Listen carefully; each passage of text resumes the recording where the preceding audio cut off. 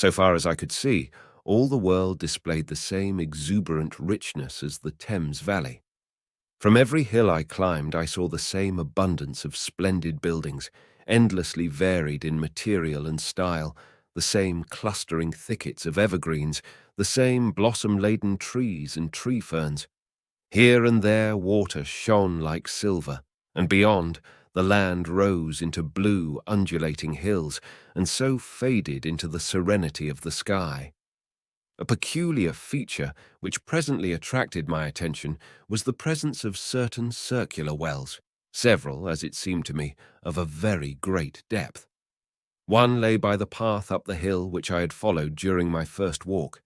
Like the others, it was rimmed with bronze, curiously wrought, and protected by a little cupola from the rain. Sitting by the side of these wells, and peering down into the shafted darkness, I could see no gleam of water, nor could I start any reflection with a lighted match.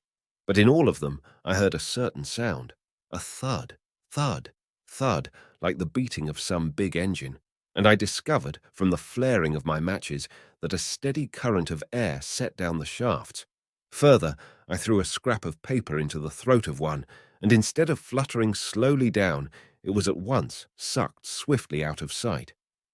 After a time, too, I came to connect these wells with tall towers standing here and there upon the slopes, for above them there was often just such a flicker in the air as one sees on a hot day above a sun-scorched beach. Putting things together, I reached a strong suggestion of an extensive system of subterranean ventilation, whose true import it was difficult to imagine. I was at first inclined to associate it with the sanitary apparatus of these people. It was an obvious conclusion, but it was absolutely wrong. And here I must admit that I learnt very little of drains and bells and modes of conveyance and the like conveniences during my time in this real future. In some of these visions of utopias and coming times which I have read, there is a vast amount of detail about building and social arrangements and so forth. But while such details are easy enough to obtain when the whole world is contained in one's imagination, they are altogether inaccessible to a real traveller amid such realities as I found here. Conceive the tale of London which a Negro, fresh from Central Africa, would take back to his tribe.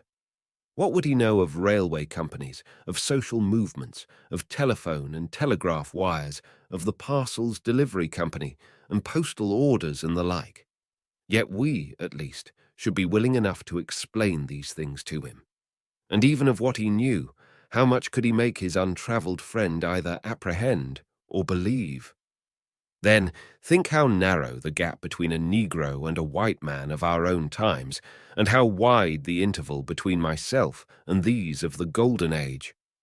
I was sensible of much which was unseen and which contributed to my comfort, but save for a general impression of automatic organization, I fear I can convey very little of the difference to your mind.